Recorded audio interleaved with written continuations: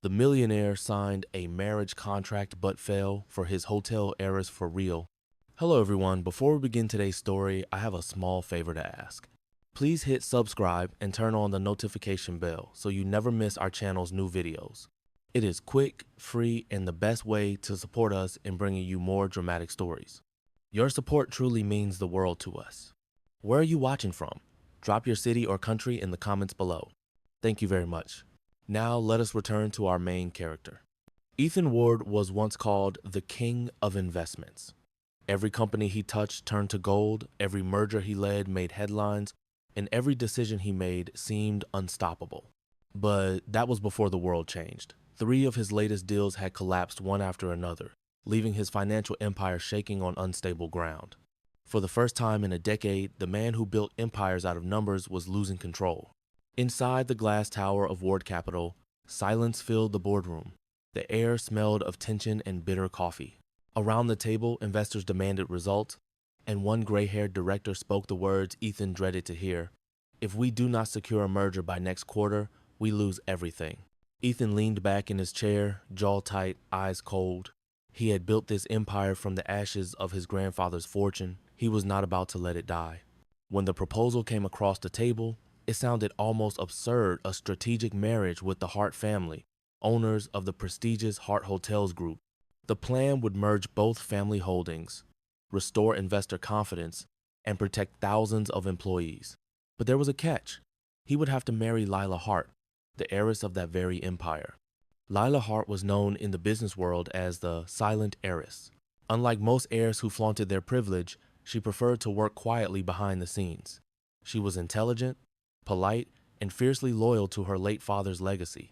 To Ethan, she was nothing more than the missing piece of a financial puzzle until he met her face to face. They met in the sunlit lobby of the Hart Grand Hotel. Lila wore a cream-colored suit and held herself with calm grace. Her eyes, however, held a kind of strength Ethan did not expect. She was not intimidated by his reputation. When he explained the terms of the contract marriage, she did not flinch. She simply asked, "Would this marriage save your company or your pride?" The question caught him off guard. No one had ever spoken to him that way. Still, he kept his tone detached, professional. "It will save both," he said, though deep down he knew it was only half true. Days later, the contract was drafted, a 6-month marriage agreement, renewable by mutual consent. Lawyers from both sides sealed it with signatures, clauses, and confidentiality agreements. It was a deal between 2 legacies, 2 dynasties built on wealth and caution. But as Ethan left the signing table, something inside him felt different. For a man who lived his entire life by numbers and strategies, he could not calculate why her voice lingered in his mind, or why he kept recalling the quiet strength in her eyes. Outside the hotel, cameras flashed as they posed for the press. A partnership built on trust, the headlines would later read. Yet Ethan knew there was no trust. Not yet. There was only a deal and a clock ticking toward the unknown. That night, as the city light shimmered through his penthouse window, Ethan stood alone, looking down at the contract in his hand. The ink was dry, the signatures complete, and the empire temporarily saved. But something in his chest felt heavier than before. He whispered to himself, "It is just business." Oh, but even then, a quiet voice inside him answered back, "Then why does it not feel like it?" And that was how it began, the marriage that started as a lifeline for his company, but would soon challenge everything he thought he knew about success, loyalty, and love. The morning after the signing, the story of their union spread across every financial paper in the country. The king of investments marries the hotel heiress. The headline glittered with prestige, but inside the Ward Capital building, not everyone was celebrating. Ethan Ward could feel the unspoken judgment that followed him through every hallway. His staff whispered behind closed doors, wondering how long this strategic marriage would last. Lila Hart, on the other hand, faced her own storm. At Hart Hotel's headquarters, senior board members accused her of selling the family name for profit. Some even claimed she had betrayed her father's memory. But Lila did not argue. She signed documents, attended press meetings, and quietly kept the company running while the world speculated about her motives. The first weeks of their arrangement felt like a business merger more than a marriage. Ethan and Lila lived in his penthouse overlooking downtown Manhattan. They had separate bedrooms, separate schedules, and a shared silence that hung between them like a contract clause neither wanted to read again. Every morning, she brewed coffee and reviewed hotel reports. Every night, he sat in his study surrounded by financial statements, pretending to be too busy for conversation. Yet, there was something about her composure that unsettled him. She was calm but never cold, reserved but never weak. One evening when the elevator doors opened and she walked in after a long day, Ethan noticed her eyes were tired but steady. She greeted him politely. "Good evening, mister," Ward, and passed by to hang her coat.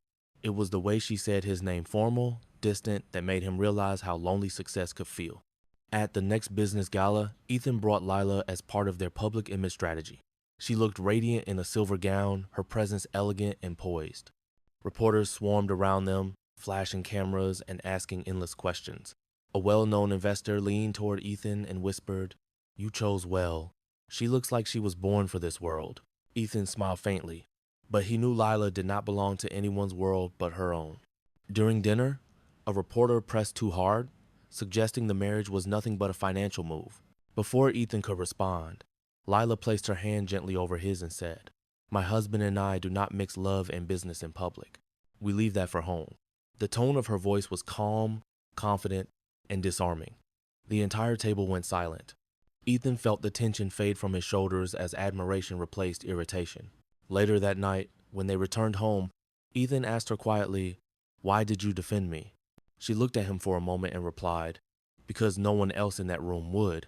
Then she turned and walked away. In the following days, her influence began to show. Lila suggested restructuring a struggling hotel branch instead of selling it, saving hundreds of jobs. Her plan worked. Ethan watched the reports come in, numbers rising, investor confidence returning. For the first time, he realized that her instincts were not just emotional, they were strategic. Marcus Hale, Ethan's longtime assistant, noticed the change too. He watched silently as Lila gained Ethan's respect. There was something bitter in his gaze, a shadow of resentment that only he understood. Years ago, Marcus had loved Lila, but she had never returned his feelings. Now, seeing her beside Ethan rekindled every wound he thought had healed. One night, as the city lights glowed beneath the rain, Ethan stood by the window, speaking more to himself than to anyone. "I thought I knew every way to make a deal work," he said softly, "but I never learned how to make peace with someone who expects nothing in return." Lila, sitting across the room, glanced up from her papers. She did not reply. She only smiled faintly, the kind of smile that held both distance and understanding. It was then Ethan realized that maybe this arrangement was no longer about saving his company. Maybe, without meaning to, Lila Hart was saving something far greater, his sense of what it meant to be human. By the third month of their marriage contract, the walls of Ethan Ward's penthouse no longer felt like a stranger's home. It was quiet most nights, filled with the soft hum of the city below and the sound of two people trying not to care too much. The arrangement had begun as a transaction, but unspoken emotions had started to blur the lines that once seemed clear. Ethan had noticed it first in the smallest things. Lila Hart would leave handwritten notes beside his morning coffee, gentle reminders about meetings or encouragement before an investor call. Her handwriting was elegant and calm, just like her. He began to look for those notes every morning, even when he told himself not to. She was changing the rhythm of his life in ways he could not measure with numbers. At the office, investors started to notice a difference in Ethan too. He smiled more, he listened longer before making decisions. And for the first time in years, his team felt that their leader was not driven only by profit but by purpose. Marcus Hale, however, watched all of it in silence. Every time he saw Lila near Ethan, every time he caught her soft laugh echoing through the hall, it cut deeper than he wanted to admit. The company prepared for a high-profile charity gala that would be broadcast on national television. It was their chance to rebuild public trust after months of scandal rumors. Lila agreed to attend with Ethan, knowing that the event would help both their companies. She spent the afternoon reviewing speeches, perfectly composed as always, while Ethan struggled to focus on anything but the thought of her beside him under the lights. When the evening came, the ballroom of the Grand Ward Hotel shimmered with crystal chandeliers and the low murmur of New York's elite. Cameras flashed as the couple entered, hand in hand. Ethan felt her fingers tremble slightly in his, but she did not pull away. To the public eye, they looked like the perfect couple, powerful, composed, and united. Halfway through the night, a reporter called out a question that froze the room. "Mr. Ward, is it true your marriage is a contract to secure your latest merger?" Gasps rippled through the crowd. Ethan opened his mouth to respond, but before he could, Lila spoke first. Her voice was calm, clear, and unwavering. "My husband and I have signed many contracts," she said, smiling gently, "but the one that matters most is the one written here." She placed a hand over her heart. "And that one does not need ink or lawyers." The audience erupted in applause. Even the reporter lowered his microphone, embarrassed. Ethan stood still, trying to process what had just happened. It was supposed to be a stage night, a show for the cameras, but in that moment, none of it had felt fake. After the gala, they rode home in silence. The city lights flickered through the car windows, painting gold and silver across her face. When they reached the penthouse, Ethan finally spoke. "You did not have to say that," he said quietly. Lila turned to him, eyes steady. "I know," she replied, "but I wanted to." That night, Ethan lay awake, staring at the ceiling. For years, he had been a man who understood leverage, risk, and return, yet he could not calculate what this feeling meant. All he knew was that he did not want it to end. Marcus, meanwhile, stood alone in the empty office, watching the replay of the gala on a television screen. As Lila's words echoed through the speakers, his jaw tightened. He whispered under his breath, "She was never supposed to belong to him." The line between business and emotion had blurred, and deep within those blurred edges, the first sparks of something real had begun to burn quietly, dangerously, and far beyond any contract. The weeks following the gala felt strangely peaceful. The scandal rumors had faded, investors were beginning to trust again, and both Ward Capital and Hart Hotels were showing signs of recovery. Ethan Ward had never seen his company stabilize this fast. It should have been a victory, but he could not shake the feeling that something unseen was waiting beneath the surface. He and Lila had grown closer since that night. They shared breakfast without the awkward silence, exchanged short smiles between meetings, and even laughed once or twice over dinner. For the first time, Ethan no longer viewed the contract as a burden. It had become something fragile but meaningful. He told himself it was only friendship, yet his heart knew better. Marcus Hale noticed the change immediately. From his office down the hall, he watched Ethan lean closer whenever Lila spoke, saw the way her laughter filled the space that once belonged to cold ambition. Marcus had been loyal to Ethan for over a decade, but every glance between Ethan and Lila reopened a wound he thought had healed. Years ago, he had confessed his feelings to her, believing that sincerity could win her heart.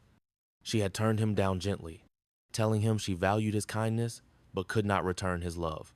That rejection had turned into silence, and silence over time had hardened into resentment. One evening, Marcus stayed late at the office. The lights were dim, the city stretching endlessly beyond the windows. He stared at a folder on his desk, marked private merger data. The information inside could ruin Ethan if released at the wrong moment. His phone buzzed with a message from a representative of a foreign investment fund, one that had been trying to buy out Ward Capital for months. The message read, "We are still interested. Deliver proof, and you will be rewarded." Marcus's fingers hovered over the keyboard. He told himself he was protecting the company from Ethan's emotional mistakes. He told himself he was simply correcting a wrong. But deep down, he knew it was revenge. He began collecting internal documents, financial drafts, and private emails. When he discovered a folder labeled Heart Partnership, his anger deepened. Inside were confidential details about the marriage contract, legal proof that the relationship between Ethan and Lila had begun as a financial arrangement. By morning, those files were in the hands of the press. The first headline hit like a thunderclap. Ward Capital's marriage deal exposed was love, just a business move. Within hours, the stock price fell. Reporters camped outside the building, shouting questions as Ethan and Lila arrived for work. Inside the boardroom, panic spread like fire.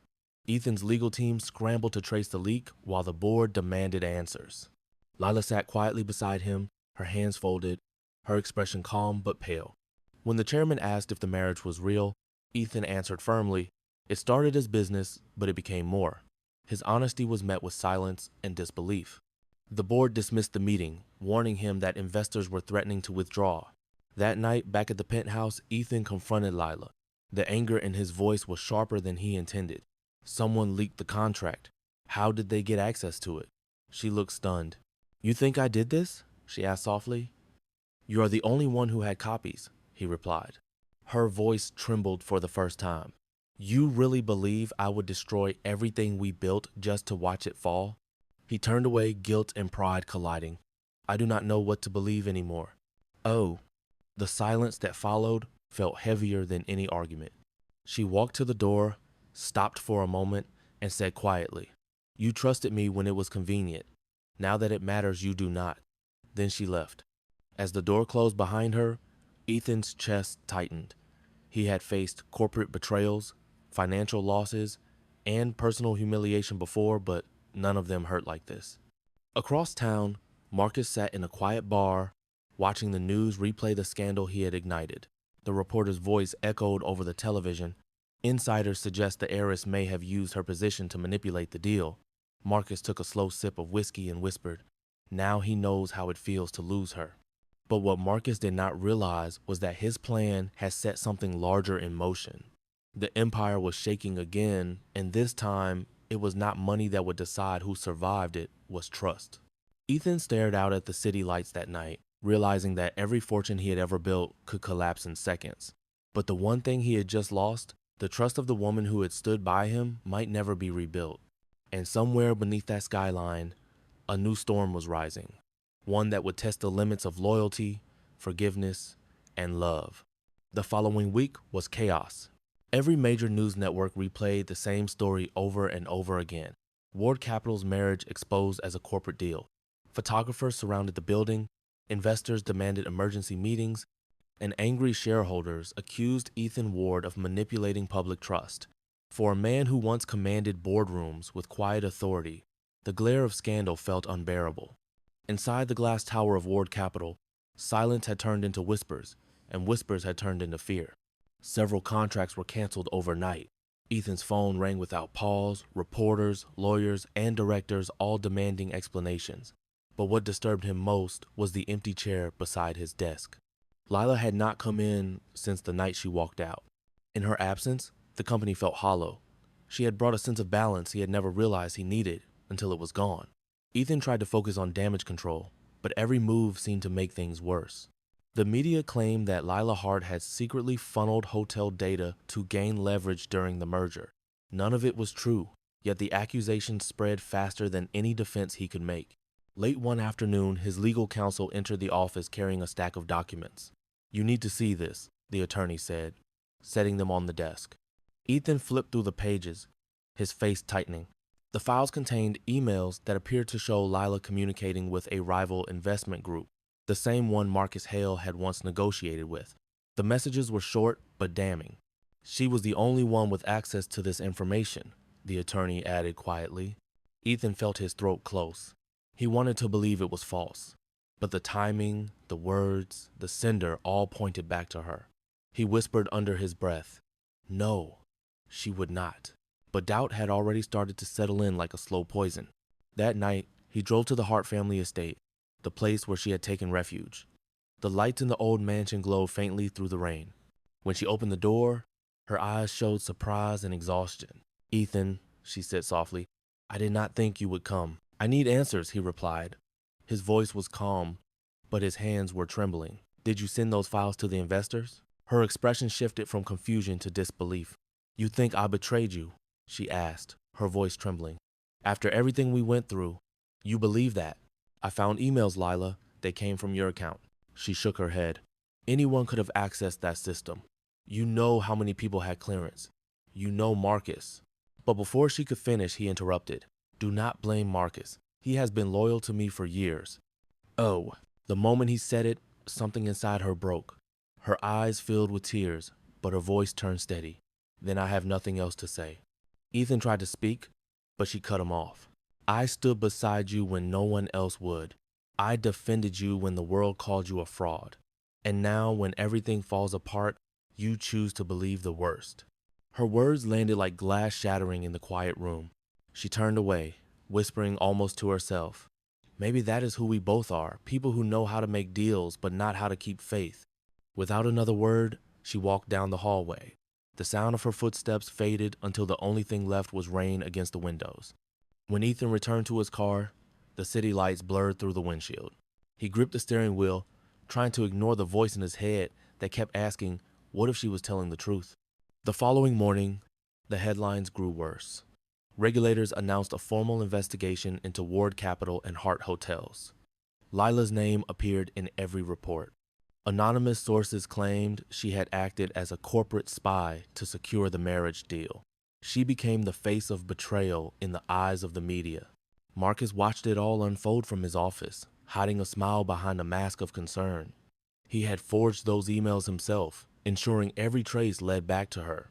No one would ever connect him to the leak. He had waited years for justice that love had denied him, and now he finally had it. At the penthouse, Ethan sat alone in the dark, staring at the contract that had once saved his company. The signatures were still visible beneath the lamp's dim glow. He whispered, maybe she was right. Maybe this was never about love at all. For the first time in years, the man known as the king of investments felt powerless. Not because of money, not because of failure, but because he had lost the only person who had ever seen the man behind the empire. Outside, thunder rolled across the city, echoing like a warning. The empire was falling again, and this time, it was not a boardroom that would break him, it was a broken heart. Days passed, but the storm surrounding Ward Capital only grew darker. The investigation deepened, freezing company assets and halting new projects. Reporters swarmed outside Ethan Ward's office, shouting questions he no longer had the energy to answer. Inside the building, staff moved with nervous silence, their confidence in their once unshakable leader fading fast. Lila Hart's name was on every headline. She was branded as the woman who had used love to manipulate a corporate empire. No one cared about her denial. No one wanted her side of the story. The world believed what it wanted to believe. Her family's hotel group suffered massive losses, and within weeks, her board of directors voted to suspend her from management. She accepted the decision without protest. One evening, she sat alone in her apartment.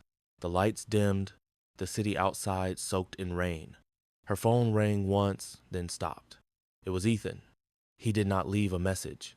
She stared at the silent screen and whispered, "You still do not believe me." At that same moment, across town, Marcus Hale was celebrating in quiet triumph. The forged emails had worked perfectly.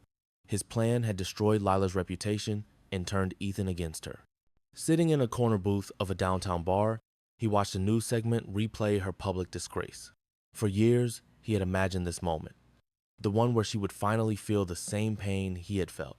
But as her tear-streaked face appeared on screen, his chest tightened. The victory did not taste like justice, it tasted like regret. A week later, Lila discovered the truth by accident.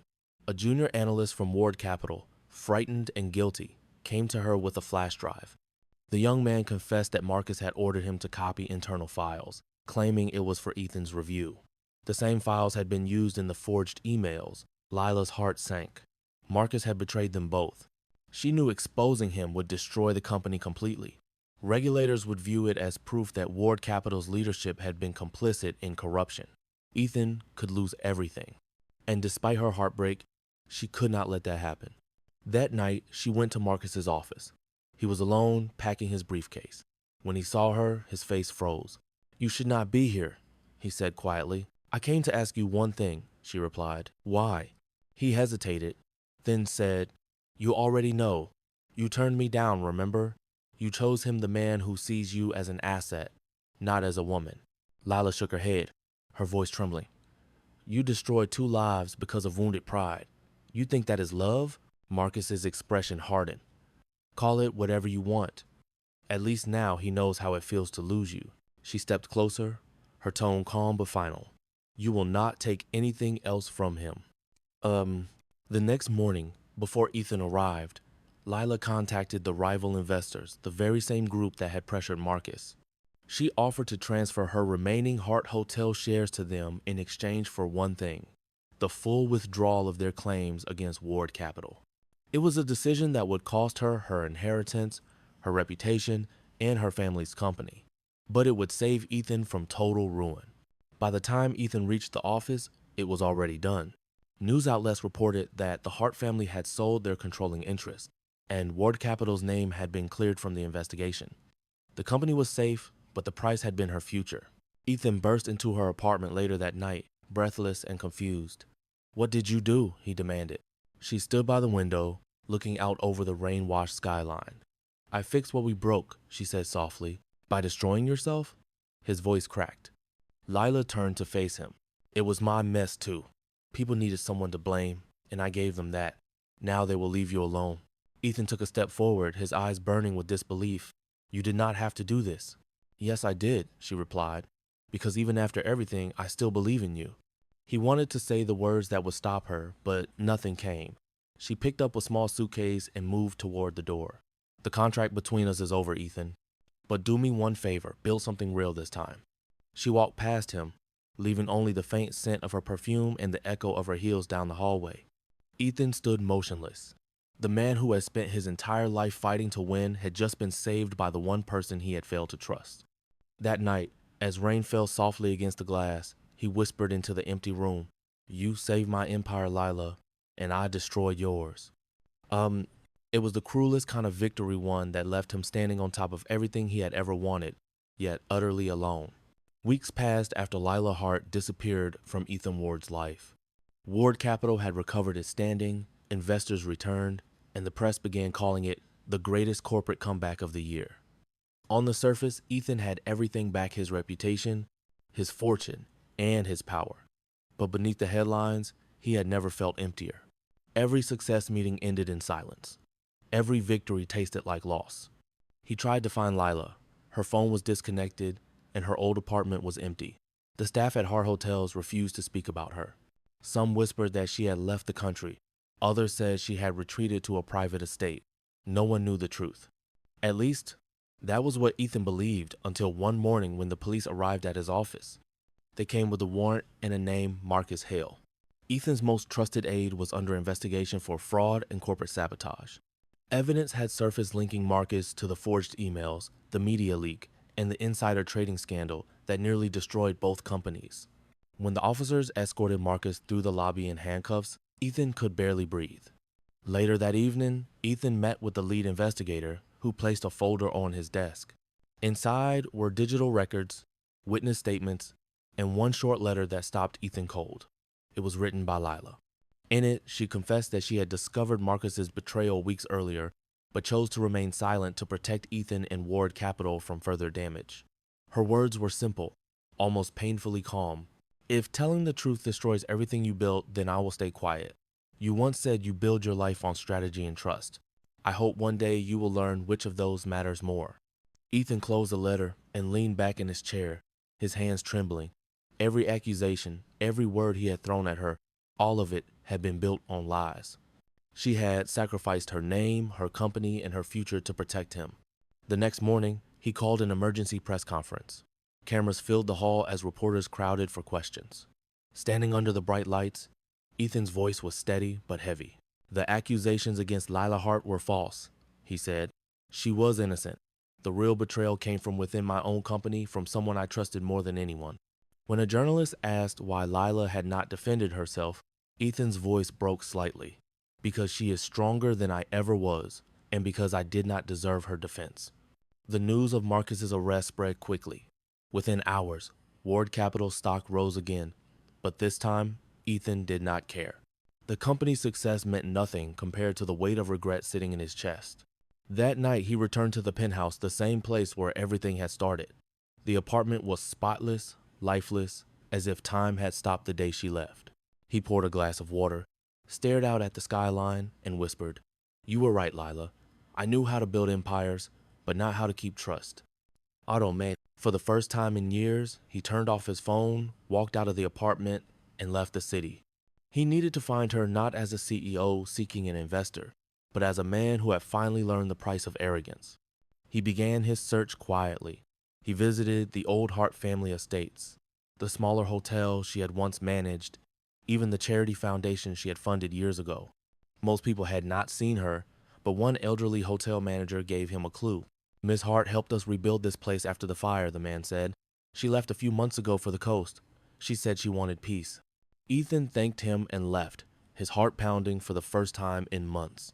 For the first time since the contract began, he was not chasing profit, not repairing numbers, not proving power. He was chasing something real, something he should have never lost. As his car disappeared into the horizon, he whispered to himself, I will find you, Lila, not to ask for forgiveness, but to give back what I took away your truth. And somewhere by the ocean, beneath the calm waves and quiet skies, the woman he had once doubted was beginning her own new chapter, unaware that the man who broke her heart was finally on his way home. The ocean stretched endlessly before him as Ethan Ward drove along the quiet coastal highway. The air was warmer here, the salt from the waves mixing with the wind, carrying a strange sense of peace he had not felt in years. For weeks he had searched every city and called every contact, following fragments of information that all led him to this small seaside town in Maine. When he finally found the place, a modest resort tucked between cliffs and pine trees, it was almost dusk. The sign read Heart Haven Retreat. It was small, serene, and far from the world of mergers and headlines. Ethan stepped out of his car, his shoes sinking slightly into the sand. The sound of the waves reminded him of her voice, steady, calm, but full of strength. Inside the main building, he found an older woman at the reception desk. When he introduced himself, she studied him for a moment before nodding slowly. You are the one she told us about, the woman said softly. She is out by the pier. She spends her evenings there. Ethan walked toward the pier, each step heavier than the last. The sky was painted with streaks of gold and violet. At the end of the dock stood Lila Hart, her hair pulled back by the wind, her gaze fixed on the horizon. She looked peaceful, but there was a sadness in the way her shoulders tilted slightly forward. When she heard his footsteps, she turned. For a long moment, neither of them spoke. The only sound was the ocean moving beneath them. Finally, she said, You found me. I had to, Ethan replied. His voice was quiet but firm. There is something you need to hear. She looked away. Ethan, you do not have to explain. The past is over. No, he said, stepping closer. The past is the only thing I have left to fix. He told her everything, how Marcus had been arrested, how the evidence had cleared her name, how her letter had reached him too late. When he finished, Lila said nothing. Her eyes shimmered in the fading light. I read your words 100 times, Ethan continued. You gave up everything to protect me. I destroyed the only person who ever believed in me. I do not expect forgiveness. I just needed you to know that the truth is out. The world knows you are innocent. Lila's lips trembled. And what about you, Ethan? What did it cost you to tell them? He gave a faint smile. Everything I thought mattered, but for once that feels right. She looked at him then, really looked. The man who had once been the king of investments now stood before her with nothing but honesty in his eyes. He reached into his pocket and unfolded a small piece of paper, their old marriage contract. The ink had faded, the edges worn. This was supposed to save my company, he said, but all it did was teach me what real value means. He tore the paper in half and let the wind carry the pieces away.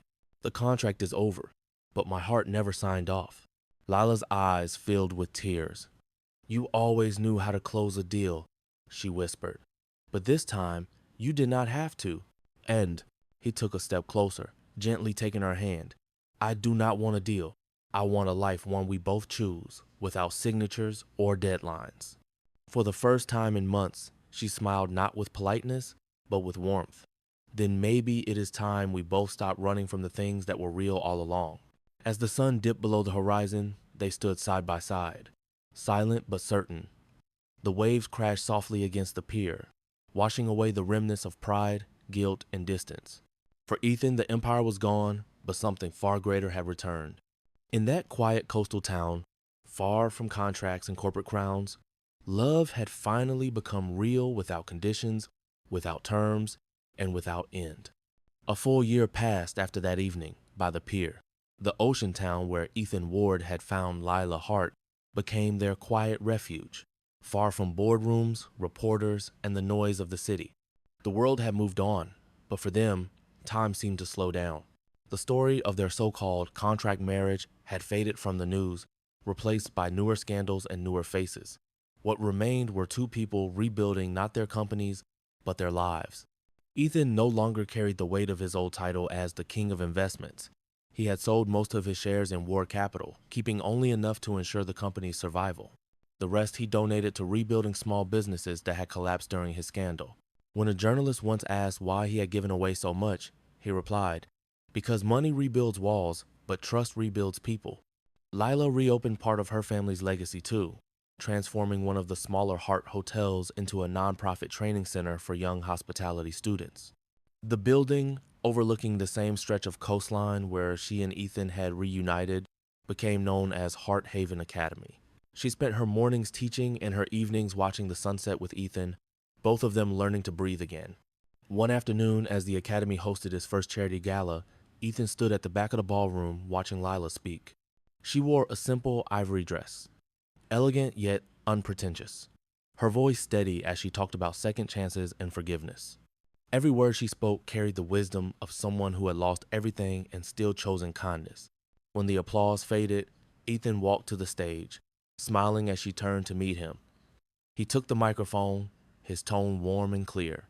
"A year ago, this woman saved my life not by giving me money, not by saving my company, but by teaching me what love really costs. Tonight, I would like to repay a small part of that debt." From his pocket, he pulled out a small velvet box. The room fell silent. Lila froze, her eyes wide as he opened it to reveal a simple gold ring. "Last time, our vows were signed on paper," Ethan said, his voice thick with emotion. "This time, they come from the heart. No contract, no conditions, just forever." The crowd gasped softly as he knelt on one knee. Lila's eyes shimmered with tears, but her smile was radiant. "You always did like dramatic deals," she whispered, making everyone laugh through their tears. Then she nodded. "Yes, Ethan. This time, for real." Oh, applause filled the room. But for Ethan, the sound faded into something deeper, a sense of peace he had never known before. He slipped the ring on her finger, and as they embraced, he whispered, "No papers, no signatures, just us." That night, as the guests departed and the ballroom emptied, they walked together along the terrace overlooking the sea. The same ocean that had once witnessed their reunion now shimmered under the moonlight. Ethan looked at her and said, "It is strange. I spent my whole life chasing fortune, and it led me here to the only treasure that matters." Lila leaned against him, her voice soft. "Maybe that is how fortune works. It finds the human heart when we finally stop trying to own it." The wind carried the scent of the sea, and the sound of waves echoed like a promise. Somewhere in the distance, the lights of the city flickered faintly, a reminder of the world they had left behind, and the new one they had built together. As dawn approached, the first rays of sunlight touched the horizon, turning the ocean into gold. Ethan looked out at it and smiled. "Funny," he said quietly, "I used to think wealth was measured in numbers." Lila smiled back, taking his hand. "Now you know it is measured in love."